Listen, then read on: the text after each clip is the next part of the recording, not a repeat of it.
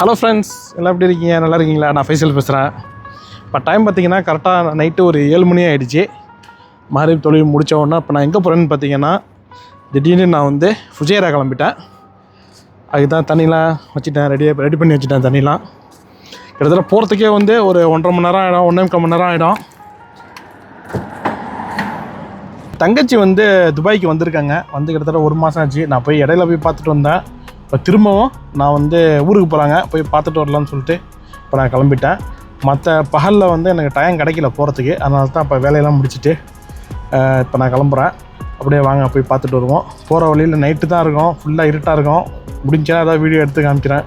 Night அங்கே போயிட்டு அப்படியே சாப்பிட்டுட்டு நைட்டு டின்னர் அங்கே தான் முடிச்சுட்டு அப்படியே ரிட்டர்ன் வரதை அப்படியே கண்டினியூ பண்ணுறேன்.